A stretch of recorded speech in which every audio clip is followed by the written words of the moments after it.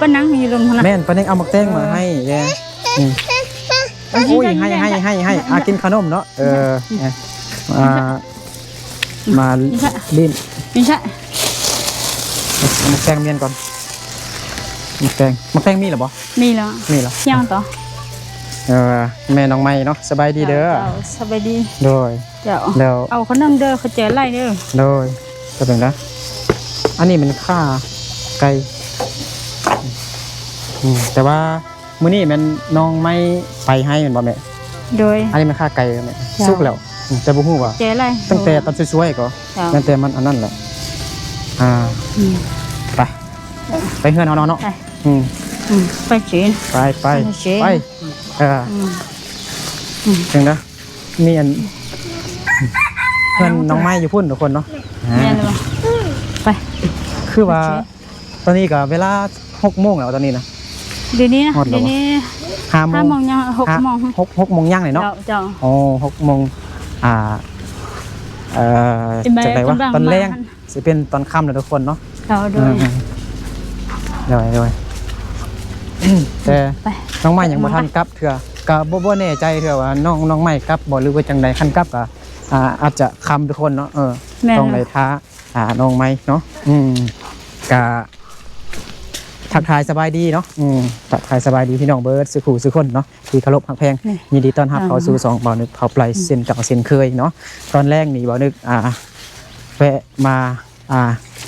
ลิ้นมาเอาขนมมาฝากแล้วก็กินเล็กน้อยมาฝากอีเมย์น้องไม้ทุกคนเนาะแต่ว่าน้องไม้บ่อยู่เนาะแต่ต้นเดือนละให้รู้นะจ้ะนี่ยังอยู่เดี๋ยวนี่เด้อเราคิดว่ามันนั่นหรอนี่ก็คือกันเอาโอ้ได้ขนมหลายแล้ววันนี้ได้2 ธงใหญ่เลยเขาจะละลายเด้อโดยเอาไว้ให้ไม่กินน้ำเด้อบ่ต้องกินหมดเลยจังหน่อยไม่ให้เลยเดี๋ยวให้ลิ้นก่อนก็ได้เอาจิตดิเอาจิตดินะจิตนะจะมาเขาก็อยู่ตู้นั่นเอาไว้ให้ไม่เด้อลูกเข้าเฮือนได้บ่ลูกอนุญาตเข้าเฮือนได้บ่ได้ปะโดยเนาะโอ้มันมืดเท่าจ่อก็มาเปิดไฟบ่ไฟนั่นน่ะพอกำลังเคียงพาอยู่เป็นบ่สบายดีพอเด้อย่อยชงสบายดีเอาไว้เฮ็ดอย่างนี้นี่จกไม้เถอะจกไม้จกอะไรเยอะไม่หมดเจาะไม้เนาะไม่หมดไม่นั่นบ่เห็นพออันน้องไม้เนาะมันเห็นพอน้องไม้โคตรรอเลยไม่หมดก็ไม่หมดก็พอซื้อยังก่อนอนุญาตถามเนาะเยอะเอาเลยซื้อเว้งเนาะตัววอวี่บ่ก็เว้งซื้อเว้งจักทีเหรอพอนะไม่ใช่อินทัดอะไรไหมคือนุ่มแท้ยังนุ่มอยู่นั่นพอเท่าเนาะสบายดีเด้อพอเท่าเนาะพอเท่าบ่สบายบ่พอเท่าบ่สบายบ่เป็นไข้พี่น้องแต่ก็ระวังนอนกลางมุ้งเด้โดยอะไรเจ็บดิมันได้เยอะนะว่าอันนั้นได้เยอะไม่นะตู้มันน่ะพ่อเยอะจงให้ไม้ได้ไม่ให้เนี่ยอะไรเยอะอันนั้นน่ะพ่อน่าได้เยอะนะเอาให้อันไม่เท่าบ่จีให้ไม่เท่าบ่ให้ไม่เท่าจีเนยอันนี้มันน้องทรายพ่อเนาะน้องพ่อโดยกินน้องกินข้าวน้องเด้เราเว้าบ่ได้บ่ตอบบ่ได้ตอบเว้าบ่ได้เนาะแล้วก็เราอันเป็นรอยเป็นเปียทุกคนเนาะเป็นเปียเป็นรอยเด้คือมีFCหลายคนคอมเมนต์ถามว่าน้องใหม่เพื่อนน้องใหม่อยู่นำกันหลายคนเหรอแล้วน้องใหม่นอนไซส์สินะเนาะอยากถามอีเมลได้เนาะน้องใหม่นอนเปลี่ยนกันนอนอยู่นี่บ่เลยจังได๋นอนกันนี้โอ้นอนอยู่ในนี่เลยเนาะเอาปูซัดแม่นแล้วซัดมีแต่พื้นเดียวนี่บ่แม่แม่นแล้วแล้วสมมุติอันไม้มานอนนี้เนาะแล้วอันพ่อแม่มันนอนเทิงมันบ่พ่อแม่ก็นอนกันนี่นอนกันไม้ก็นอนนี้พ่อแม่ก็นอนนี้แม่พ่อแล้วน้อง3 คนที่นอนเดียวกันนี่นะแล้วเตียงนี่เหมือนไผนอนนี่ผู้นั้นนอนคนนี้ผู้เดียว แม่นแล้ว อ๋อ ดีเนาะให้น้องชายพ่อนอนอยู่เตียงงามทุกคนเนาะส่วนพ่อแม่ล่ะกับน้องไม้ หันแต่พ่อเท้าแม่เท้านอน โดยนั่นเป็นพ่อเท้ากับแม่เท้านอนโดยเนาะแล้วอันนี้จะเป็นเตาไฟนี่เตาไฟดังอยู่นี่เนาะบ่ถ้ากั้งมุ้งก็ได้เฮาดังไฟอยู่นี่มันมีควันไฟเนาะแม่เนาะมีควันไฟแล้วยุ่งกับยานนะสบายดีแม่เด้อแม่เฒ่าเนาะอันนี้ แม่เท้า พ่อแม่ของอันพ่วนบ่ แม่นแล้ว แม่น้องใหม่ว่าภาษาลาวเก่งกว่าลูก น้องใหม่เทยายทุกคนเนาะแล้วเดี๋ยวแล้วอันพ่อนอนนะสำนีนะเลือกเอาซาดมาปูอีกหรือจังไดได้ปูบ่เวลานอนอันนี้เอาสัญญาณนี่ปูเอาเป้ามาปูแม่นแล้วโดยเอามาเบิ่งหน่อยบ่เพื่อมาหน้าได้มาอีกแล้วบางทีสิซื้อซาดให้อีกมันยังหั่นนะเนาะอันนี้มันเป้ามันบ่เอาเป้ามาปูมันบ่โดยเนาะเขาจะเลยใช้เลยที่เป้าเอาตรงนี้มาปูเดี๋ยวอันนี้มันเป่าใหญ่เลยนี่แม่นแล้วว่ะเป่าใหญ่เนาะนี่เฮาตัดเนาะแม่เนาะแม่นแล้วแล้วเฮาบ่มีซาดปูเนาะแม่นแล้วจึงเอาอันเป่านี่มาปูทุกคนเนาะนี่เนาะเป่าใหญ่เนาะด้วยประมาณ2 เมตรเนาะ2 เมตรนี่แหละเนาะแม่เนาะคือมันน่าสิคันสิมาเล่นอีกก็สิมาสิซื้ออันซาดมาเนาะFC พายยักสวยเนาะน้องไม้สามารถสวยเองไหนหรือว่ามาสวยเองหรือว่าฝากให้บ่นึกเอายังเป็นขนมหรือว่าเป็นของมายังก็แล้วแต่เนาะถ้าไผใจดีใจบุญเนาะอยากสวยครอบครัวของน้องไม้ทุกคนเนาะปานนี้มืดค่ำแล้วน้องไม้ก็ยังบ่ทันกลับมาจากให้จากส่วนเทื่อตอนนี้คือบ่นึกกำลังทาอยู่เนาะน้องไม้กลับจากให้จากส่วนก่อนบ่นึกถึงกลับไปเมืองเพียงทุกคนเนาะจากบ้านน้องไม้นี่ไปเมืองเพียงก็หิวโซนแต่ก็ใจมา50ปลายเนาะ50กว่าลักทุกคนก็ไกลพอสมควรแซ่บบ่แซ่บบ่ผู้นี้ชื่อว่าจังได๋ผู้นี้นะชื่อช่งลีโดยผู้นี้เด้ภาวิเจ้าป้าชื่อคือบ่ม่วนทุกคนเลยแล้วผู้หญิงอายุ8ปีเป็นผู้น้อยแต่ชื่อนางชงโดยอันผู้หยังผู้นึงไปนี่น่ะชื่อเด้งเนาะโดยอุ้ยอีหยังนะโอ้กินบ่อิ่มบ่กินหลายแท้โอ้ไม่บ่ได้กินน้ำซ้ำตินี่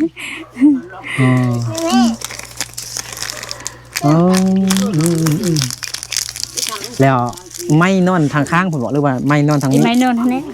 ไม่นอนทางนอกนี่ทุกคนน้องไม่นอนทางนอกนี่เราพ่อแม่นอนทางนั้นเนาะเราเตาไฟก็อยู่นี่เนาะเขาบ่เฮ็ดเฮือนครัวต่อไปอีกบอกแม่แบบหรือว่ามันแล้วเขาตั้งดังแบบนี้เลยเนาะบ่แบบบ่มีแบบเฮือนครัวแบบตั้ง5กันบ่มีเนาะบ่มีตั้งดังแบบนี้ซื่อๆเนาะด้วยกะลูกก็เคยเห็นหลายครอบครัวแล้วแบบเขาจะดังอยู่ในเฮือนเลยเนาะแม่นชนเผ่าเฮา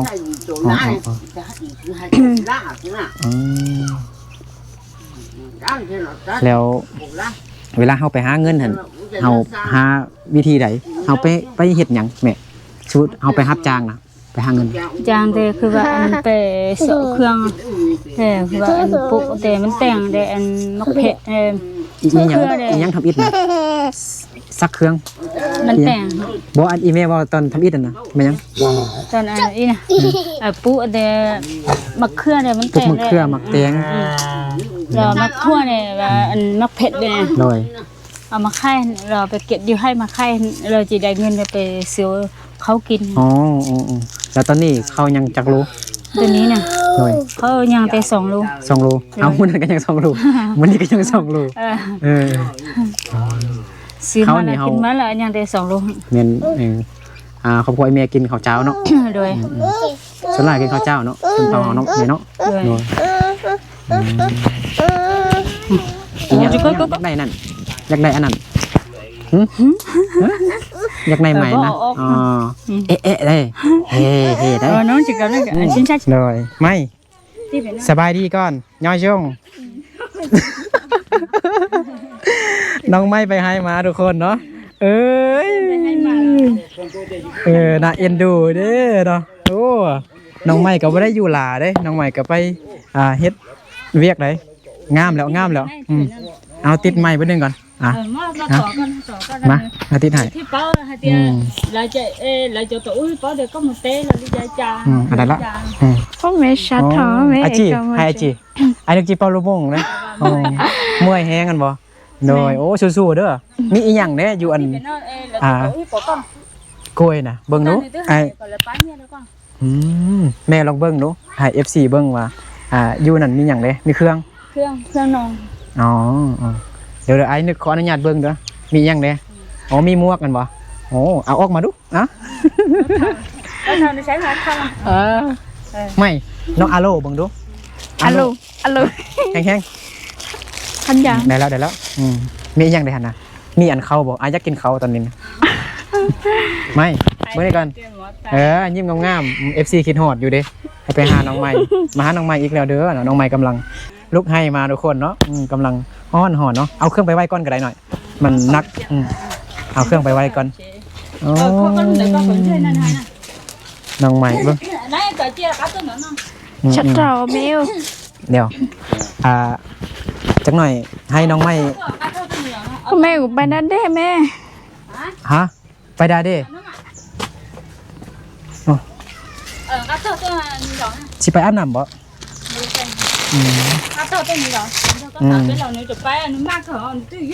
ไปสิไปอาบน้ำอยู่ไสน่ะหน่อยไปพูนอาบอยู่น้ำสร้างนี่เดี๋ยวสิซักไฟอยู่ไสไปให้แม่ซักไฟให้ก็ได้เด้อไปแม่หน่อยไอ้เปลือกให้ต่อไฟไฟเบิดนั่นบ่ไฟโทรศัพท์หมดเราบ่ได้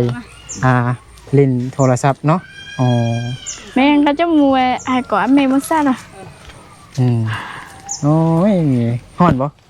อาบน้ำเลยได้บ่เป็นหยังไอ้บ่ทายแต่ว่าให้น้องไปเบิ่งน้ำสร้างซื่อๆแล้วก็ไอ้ก็ปิดกล้องไว้ก่อนไปพาไอ้พา FC ไปเบิ่งอันน้ำสร้างเนาะเมื่อกี้นี่ก็ไปเบิ่งแล้วแต่ว่าน้องไม้บ่อยู่หั่นนะเราสิให้น้องไม้บล็อกสักเครื่องน้องเครื่องเอาไปเลยจังหน่อยไอ้ก็กลับมานี่ให้น้องพาไปเบิ่งซื่อๆพ่อก็ไปนำพ่อก็ไปนำบ่ต้องอายเด้อน้องไม้บ่ต้องอายเด้อเบิ่งพ่อแม่ลำบากอยู่หั่นนะฮู้ลำบากบ่ฮะบ่เอาบ่ฮู้ลำบากลองเว้าดูเริ่มบ่ฮู้ตั้งฮู้อยู่แต่แล้วตั้งบ่นั่นซื่อๆติฮะแม่บ่ดีต้นแม่นะซ้ำหัวนี่เนาะน้องใหม่เดี๋ยวไม่แป๊บนึงไอ้นึกไปก่อนเด้อมาโอ้นี่น้องใหม่ก็เอาอันซินมาแล้วก็อีหยังมี3เด้แล้วก็มีกระตาสบู่เนาะแล้วก็มาอาบอยู่นี่เมื่อกี้นี่ไอ้ก็มาเบิ่งแล้วบอนน้องอาบน้ำแต่ว่าน้องใหม่บ่อยู่น้องใหม่อาบน้ำอยู่นี่ตลอดเลยบ่แม่แล้วบ่อาบน้ำก๊อกบ่อาบอยู่นี่เนาะอาบแล้วเย็นดีบ่ว่าหยังไอ้ทำนี้อาบเย็นดีบ่ดีเย็นดีก็ว่าเย็นดีเดี๋ยวไปมื้อนี้เราไปเฮ็ดหยังอยู่ไห้นะปลูกหยังปลูกมันหยังบ่ฮู้ฮะปลูกมันหยังบ่ฮู้ภาษาลาวแม่ปลูกมักเดือยบ่ปลูกมันต้นมักเดือยเม็ดน้อยๆบ่แม่เม็ดน้อยๆมักเดือย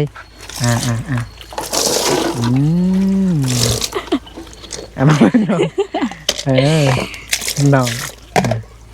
เบิ่งวิธีน้องแบบเอาตักน้ำใส่นี่เนาะตอนน้องสิจักหน่อย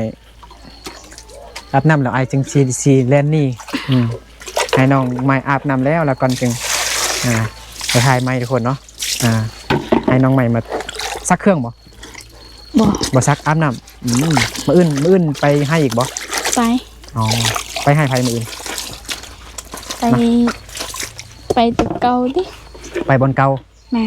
สู้ๆเด้อเบิ่งไอ้เบิ่งทางหลังดูไม่อย่างนั้นนะตัวหนังสือไอ้เบิ่งทางหลังติดมาดู อ๋อมันยัง ยังนะยัน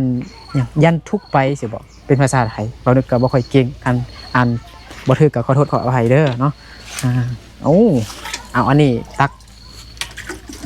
นักบ่หาอ้ายช่วยบ่ บ่ ใหม่เอ้ยน้องใหม่เอ้ยเย็นดีเนาะมื้อวานนี้อ้ายก็มาหาน้องใหม่แต่ว่าน้องใหม่ไปให้อ้ายก็เลยบ่ได้หาก็เลยกลับบ้านก่อนไปนอนแล้ว ฮะ ไปนอนอยู่ให้แล้ว เมื่อวานนี้นะ แม่ เอาพ่อว่าน้องกลับบ้านดิ บ่ บ่ได้กลับนอนไห้พุ่นอ๋อไปสิเฮ็ดหยังต่อฮะสิเปลี่ยนเครื่องฮะ บ่แม่น ไปสิเฮ็ดหยังกันน่ะ อันน้ อาบทั้งโต๊ะเลยด้วยจังไดฮะอาบเลยใช่นะเดี๋ยวไอเอาไม้ให้อ้ายแล้วไอสิอยู่พุ่นก็ได้โอเคเอาไม้ให้อ้ายแล้วน้องอาบแล้วก็แล้วก็บอกอ้ายเด้ออ้ายสิมาเด้อไอลมแม่อยู่พุ่นเด้อโอเคเนาะโอเคก่อนเบิ่งดูนี่โอเค โอเคโดนบ่อาบน้ำจักชั่วโมงน้องใหม่จักชั่วโมงอาบน้ำบ่ฮู้โอเคอัพเด้อไอบ่เบิ่งดอกไอซีเมื่อก่อนไอซีอยู่เฮือนทาเด้อไปเฮาอยู่เฮือนทาน้องใหม่เบิดนึงก่อนคือมือค่ำนี่บ่มีไฟเพราะว่าเข้าบ่ต่อไฟให้ย้อนเฮาบ่มีเงินไปจ่ายค่าไฟให้เพิ่นแม่นบ่แม่เลยได้ยินอีเมลเว้าอยู่เมื่อกี้พี่น้องเนาะคันมืดก็มืดแบบนี้อยู่ทุกคนเนาะก็มีดอกไฟดอกนึงอยู่คันมีเงินเข้าต่อไฟให้เนาะเดือนนึงนี่จักแสนเดือนนึงแต่อันคันบ่แต่ไล่แล้วอันบ่ไต่ไล่แล้วก็เท่าบ่ฮอดแสนแต่อันเท่าใดจัก1080นะโอ้ 7-80 พันกีบทุกคนเนาะก็100กว่าบาทเนาะต่อเดือนนึงเนาะนี่อันนี้เด้อลูกขออนุญาตเด้อเดี๋ยวเราต้องไฟแดงเฮาเตะ10:00 น 11:00 นเดี๋ยวเข้าโดยนี่สิเงินได้โอ้ยบ่เห็นแจงเนาะไต่บ่ได้บ่อันนั้นนะได้อ๋อลองไต่ให้เพิ่นเบิ่งนี่น้องใหม่นอนอยู่นี่ทุกคนเนาะนี่แบบมาปูอันนี้นะโอเคนี่ทุกคนเนาะอันนี้มันกอปักเสียบทุกคนนี่กอปักเสียบแต่ว่าเขาบ่ต่อไฟมาให้บ่เสียค่าไฟจักเดือนบ่ได้เสียหรอกเดือนเดียวเสียได้2เดือน3เดือนแล้วว่าเดือนนี้แต่อันบ่ทันได้บ่มีเงินไปจ่ายเขาเขาก็เลยปิดเห็นบ่อ๋อเขาก็บ่ต่อให้แม่นบ่แม่อ๋อโดยเนาะถ้าก็ได้ใช้แต่ตัวนี้คันตัวนี้หมดแล้วก็คือถือว่าหมดแม่นบ่โดยนี่คือบอนให้แม่นอนแล้วก็พ่อแม่นอนน้องแล้วก็น้องไม้นอนอยู่นี่แม่นบ่จังหน่อยก็เอาเป้าใหญ่ๆทุกคนมาปูนี่แล้วก็นอนอยู่นี่พี่น้องเนาะแล้วก็บ่มีพัดลมอีกเนาะบ่มีพัดลมไฟก็บ่มีอีกแล้วบัดนี้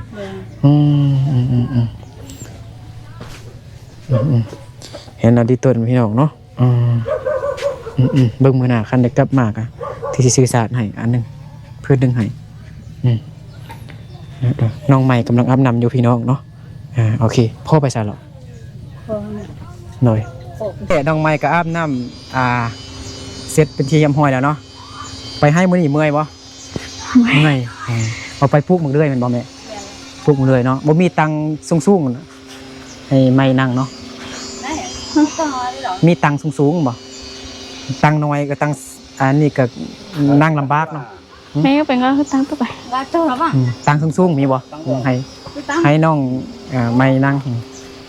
เมื่อยเนาะมันบอกมื้อนี้โอ้ไปให้ซุมื้อเอ้าคือว่าปินล่างสะอายซะนะหมอปินมาทางนี้ปินล่างสะอายเด้ได้กินขนมหรือบ่เมื่อกี้เอาขนมมา2ถุงไงเด้3-4ถุงบ่ได้กินขนมเถอะน้องสายกินหมดแล้วเด้น้องหยังน้องเด้งบ่น้องหยังน้องเย่งน้องเต้งน้องเด้งน้องเด้งกินหมดแล้วน้องไม่บ่ได้กินแล้วช่วงลีเดียวค่ะบิ๊กยังได้น้องไม้ผู้เดียวเลยเอาเมื่อกี้ทันสะพรมอยู่โอ้ไวแท้น้องใหม่FC คิดฮอดก็ให้มาหาน้องใหม่ก็มาหาคือเก่าเนาะเป็นแนวไหนคือว่าโพสต์เศร้าอยู่ตลอดเลยอกหักนึงบ่ แล้วให้เขียนหนังสือให้อันแบบบ่มีคนฮักแท้ดอกนะให้เห็นอยู่เนี่ยบ่มีคนฮักแท้ว่าซั่นเด้เอาปินไปทางนั้นก็ได้อายุทางนี้อายไปทางตั้งก็ได้เห็นก็ว่าอกหักมั้ย แต่กูเดาเลยอ่ะ น่ะมันอกหักน่ะบ่นี่ตัวน้องใหม่เนาะน้องใหม่ได้ยินแม่ว่าเมื่อกี้น้องใหม่มื้อนี้นี่ตอนเมื่อคืนนี่นอนอยู่อันดินนั่นบ่โอ้แม่นบ่ไหมไม่โอ้แล้วบ่ได้นอนอยู่เฮือนน้องปาเจงบ่เขาบ่ให้นอนหรือว่าเฮาบ่อยากนอนให้ได้บางตัวแหละบางคืนอ๋อบางคืนก็นอนนำอันหมู่เนาะนอนอยู่ดินนั่นบ่ตัวสิโตให้อันแห่งว่าครั้งนั้นเฮ็ดบนไม่นอนโดยน้องใหม่นี่เบิ่งกล้องนี่เบิ่งอ้ายเบิ่งยังพุ่นเบิ่งยุ่งนั่งคือมื้อนี้อ้ายก็ไปห้วยพวนพุ่นเห็นผู้สาวอยู่ไปลิ้นแน่มื้อวานนี่มาหาน้องไม้แต่น้องไม้บ่อยู่เฮือนเห็นแต่แม่นอนอยู่อันเฮือนนี่เฮือนอยู่อันลุ่มหั่นนะอยู่อันปูซาแล้วก็นอนอยู่ดินนั่นอันก็มันอันนั้นก็ลูกชายชื่อเด้งเหมือนบ่พุ่นน้อยๆอันชายชื่อเด้งแล้วน้องไม้นี่มันเป็นชื่อเข้าเฮียนอะไรบ่เป็นชื่ออันละลุ่มหรือว่ามงไม้ในมงเลยมงเลยเนาะแล้วบ่มีอันเป็นละลุ่มบ่มีเนาะเกิดมาแล้วก็เอิ้นชื่อเป็นไม้เลยเนาะโดยไม้มัวว่าเดี๋ยวนี้เขาเป็นไม้ไม้มัวมื้อนี้คือแบบไปฟุกมังเดือยเหมือนบ่ไม้แม่ผมยังเปียกอยู่บ่มีอันเป่าผมเนาะคันมีพัดลมกับใครเด้แปรงผมดูมันบังหน้าอยู่บ่เห็นความงามของอันลูกสาวอีพ่อเนาะผู้บ่าวหลายคนให้ถามว่าน้องไม้นี่มักผู้บ่าวไทยบ่ FC ทางฝั่งไทยฮู้จักประเทศไทยบ่บ่ฮู้ไทยบ่หรือว่าตั้งยอกอาชีซื่อติบ่ฮู้ประเทศไทยฮู้อยู่ประเทศไทยฮู้นะเอาบ่เข้าใจไอ้เว้าภาษาลาวติอ๋อไอ้เว้าไอ้นึกเว้าไว้เนาะบัดนี้ไอ้สิเว้าช้าๆเด้อมื้อนี้น้องไม่ไปให้เราตอนสวยหั่นน่ะตอนเที่ยงหั่นกินข้าวกับหยังบ่มีหยังกินกินข้าวละกินแต่น้องไปเจงบ่เอาไปบ่น้องมองกับหยังหั่นไปเจงบ่ไปไปเจงบ่ไปเจงอยู่เฮือนบ่แม่โอ้แล้วแม่นให้น้องไปเจงแม่นบ่แม่นบ่แม่นให้ไปเจงบ่อ๋อจักสิสื่อสารได้นำน้องสิสื่อสารยากสื่อสารนำน้องใหม่บ่ต้องอายเด้อบ่ภาษาลาวบ่เป็นหยังดอกบ่เป็นหยังเด้อบ่ต้องอายบ่ฮู้คำใดก็เฮาก็บ่เว้าก็ได้แล้วตอนช่วยนี่เจ้าของให้เอาหยังให้กินเอาเงินได้ว่ากินหยังกินปลากินผักกินนอฮู้บ่นอไม้ฮู้บ่กินหยังกินผักกินผักกาดกินผักกาดโอเคกินผักกาดแล้วเฮ็ดแนวใดกินหน่อยเฮ็ดแนวใดกินแกงปิ้งได้ว่าเจ้าของเฮ็ดใดก็กินได้หมดนะปิ้งบ่แม่นปิ้งผักกาดบ่แม่นบ่ปิ้งผักกาดก็แม่นว่าแม่นบ่ฮู้เลยเนาะบ่เป็นหยังถามว่าผักเฮ็ดแนวใดกินนะแกงหรือว่าเฮ็ดจังได๋มุกต้มกินแม่นบ่ต้มใส่เกลือแป้งนัวบ่หรือว่าบ่ใส่อยู่บางคนเนี่ยเขาแค่ต้มซื่อๆแล้วก็แบบคล้ายๆแบบแกงจืดนะเขาก็เอามาแล้วก็ตักกินกับข้าวเจ้าบางคนมื้อนี้คนงานจักคนไปให้จักคน5 คนมีไผเด้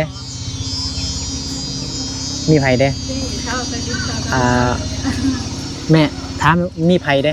มีจักคนมีเพอเด้มีน้องไม้แล้วก็มีไผเด้ เดี๋ยวได้ชิ้นลังอ่ะ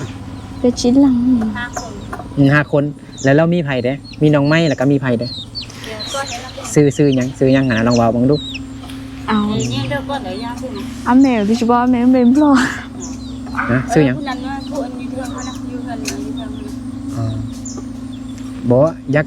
ยากให้อันน้องไม้นี่เว้าซื่อๆนะเพราะว่าน้องไม้มีแต่มิตรอยู่มีแต่อายเว้าผู้เดียวเด้อยากให้น้องเว้านำอายเด้ให้ บ่ฮู้ มีแต่บ่ฮู้ นี่เจ้าก็เคลียร์ตัวเลย ซื้ออันผู้ไปนำอ่ะนะมีไม้แล้วก็มีไผเด้อ่ะนะให้น้องเว้านะ เจ้าดิจัน ลองเว้าดูอ่ะ เคลียร์เราคือก็เราจะพันเมืองก่อน เบิ่งนี่บ่ต้องอาย บ่ฮู้ บ่ฮู้บ่ฮู้กันแล้วใช่มั้ยเว้าอย่างอื่นเนาะ โดยเฉพาะอยู่จานมันให้ ชื่อ อ๋อบ่ฮู้ซื้อบ่ฮู้ซื้ออันผู้ไปนำอ่ะเนาะโอ้คันแม่นโจรได้สิเฮ็ดจังได๋ฮู้โจรบ่อ้าวโจรก็บ่ฮู้แหละว่านี่เฮ็ดจังได๋แล้วแม่นโจรไปนำ4คนหั่นนะเฮ็ดจังได๋เฮ็ดจังได๋คันแม่นโจรโอ้เมื่อกี้น้องไปให้มาทุกคนเนาะเป็นตาหักตาแพงเนาะน่าเอ็นดูพี่น้องเนาะมันขยันได้น้องใหม่ก็บ่ได้อยู่เฮือนล่าๆได้ไปให้ตลอดทุกมื้อทุกคนเนาะแต่ว่าแซด5น้องใหม่ก็บ่ค่อยตอบปานใดเพราะว่าน้องแบบบ่ฮู้อันภาษาลาวหลายปานใดก็เลยขี้อายเขินเนาะแล้วก็ยังเป็นเด็กน้อยอยู่15 ปีแม่นบ่หรือว่า20 ปีแล้ว นะน้องไหมจักปี เดี๋ยวเปิดที่ช่อง 15 แล้วตอนอันกินอีหยังกินเบียร์อยู่เทิงไอเลี้ยงเบียร์มื้อนั้นเด้อว่าจักปีก็ 13แหมตัวไอเซ้ยเนาะบ่แม่นตัวแต่ไอนึกคนเดียวเลยตัวอัน FC อีก FC เท่านั้นเป็นดีเนาะ FC ก็ว่าเอ้าน้องใหม่คือว่าเป็นผู้สาวใหญ่แล้วแต่ว่าคือว่า13 ปีว่าซั่นน้องว่า13 ปีน่ะก็เบิ่งเอ้า13 ปีบ่ทันใหญ่เด้อนะอันมีอันผู้อันคอมเมนต์อยู่ในคลิปนะเขาว่าน้องใหม่ต้องแม่น14หรือว่า15 16นี่เขาว่านะเพราะคนบางคนเขาหัว นะเขาฮู้แม่นเขาฮู้เขาเบิ่งคนแล้วบ่แม่นน้องไหมยิ้มงามๆเนาะ งามลูกสาวงามมีเสน่ห์แบบยิ้มงามผู้บ่าวมาเคยมาล่มบ่ผู้บ่าวเคยมาล่มอยู่ในเฮือนนี่บ่มาเล่นกันเนาะ แต่ว่าน้องบ่ล่ม แม่ น้องนี่เข้าไปนอนในห้องนอนแต่เขาบ่นำบ่ บ่นำได้ยินอันคนมงเฮานี่เนาะอหยังบางทีเนาะสมมุติผู้บ่าวหั่นน่ะเขาเห็นคืออันเห็นน้องไม้เนาะแล้วเขามักหั่นน่ะคารมน้อยนึงแล้วก็บัดนี้ก็เขาแบบมาลักเอาหั่นแม่นบ่แม่นความจริงบ่เขามาลักเอาแล้วก็หลังจากนั้นล่ะจึงมาคอยข้อหั่นนะคันสิมาแบบดีๆหั่นมาถามพ่อแม่ดีๆย่านอันผู้สาวบ่มักแม่นบ่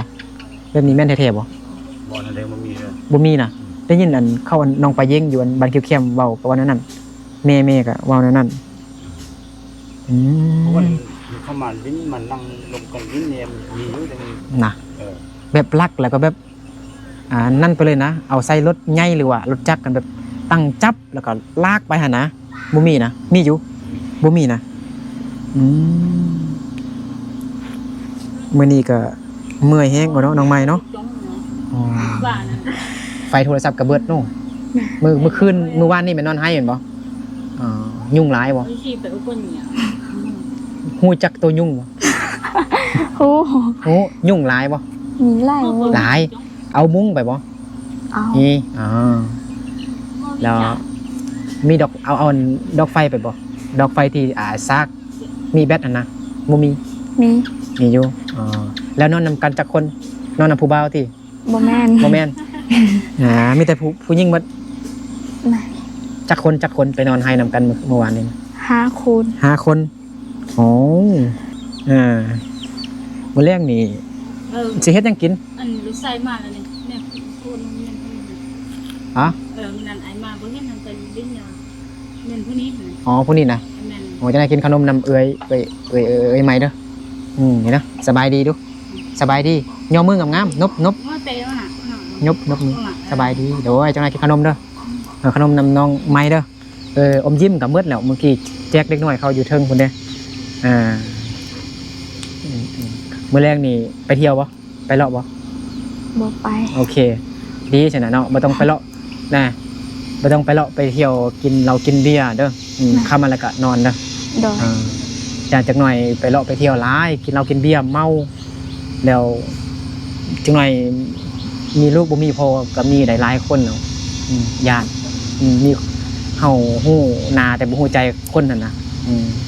ตอนหน้าเขาก็เว้าดีๆรับร่างก็สิเว้านั่นนี่ให้นั่นแหละก็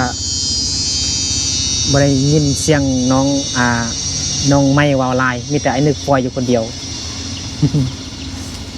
เอาขนมให้น้